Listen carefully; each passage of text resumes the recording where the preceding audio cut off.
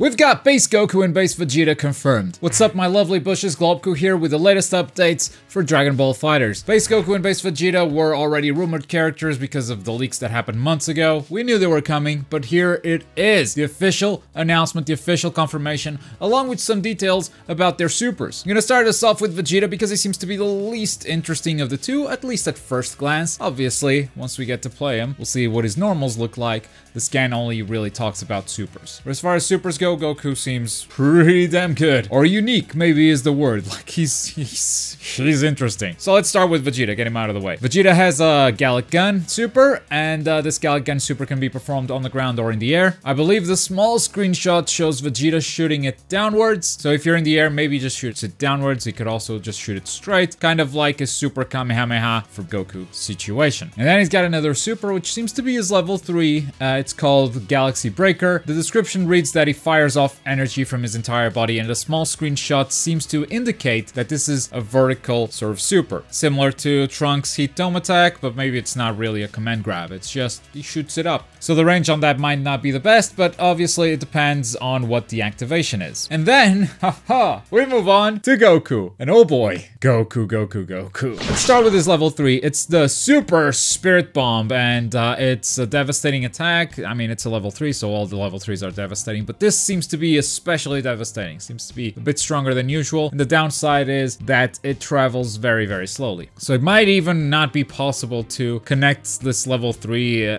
into a combo. Might be one of those situations where, you remember Broly? He has that like meteor ball that travels slowly. You can shoot the fast version and easily link it into combos, but the small version, it's not the easiest thing to put into combos, at least if you're not using assists or something like that. The description of this makes it sound like this is super slow, but also the screenshot just shows it covering the entire screen. And seriously, this was one of the biggest supers I've seen. Just look at that screenshot, dude. It just covers everything. Insane. But that's not exactly the only thing that makes Goku interesting. It's the Kaioken. Goku's gonna have Kaioken in its base form, and this Kaioken, still not sure if it's an install, aka a transformation, something you activate and now you're just stronger for a limited period of time, or maybe for the rest of the match. Not sure if it's that or if it's a super. What the description says is you activate Kaioken and then you perform consecutive attacks by using a combination of buttons. So it could be a Yamcha level 1 super situation where you activate the level 1, and then if you keep pressing the button, the spirit ball keeps hitting the opponent. It could be a Krillin sort of situation where you throw the Destructo Disc level 1, and if you keep hitting the button, he keeps throwing Destructo Discs. So it could be one of those scenarios, it could be an install, but here's what makes Kaioken that much more interesting. Depending on how many people on your team have died, Goku's Kaioken will be a lot stronger. If one person on your team has died, Goku's Kaioken will be a Kaioken times 3. If the 2 teammates you have died, Goku's Kaioken will be times 20. You know, times 1, times 3, times 20!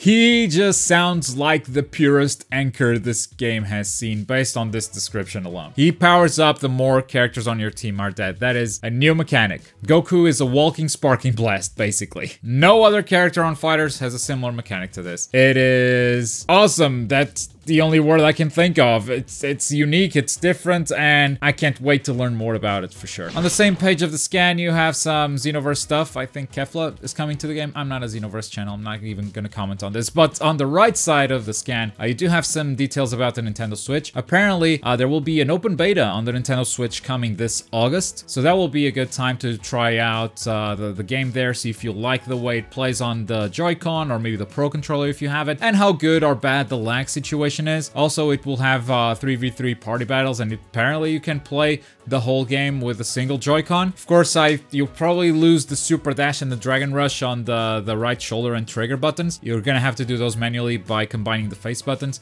and obviously you also lose the D-pad, and you gotta play with a Joy-Con, which I don't think it's a great way of doing it, but hey, sometimes you just want to throw down some casuals with the buddy that's sitting next to you, and all you have are the Joy-Cons. So that's ultimately my opinion of the Joy-Cons. It's an option. You don't have to play it like that, but I mean, if you have no other way of playing it, that's better than nothing. So yeah, that thing is coming in August for us to test. The game releases on Switch on September 27 in Japan, September 28 in Americas and Europe. And that's gonna do it for today's video. It's a quick update. Base Goku and Base Vegeta have been finally confirmed, and I think they're aiming to release them early August. So in the next few weeks, we might start seeing some trailers, some gameplay, and I'll be here to react and show you all of that stuff. In the meantime, here's the latest Dragon Ball FighterZ video that we made. If you're in the mood for something else, there's also the video at the bottom. But as always, thank you very much for watching. My name is Globku, and I'll see you guys next time.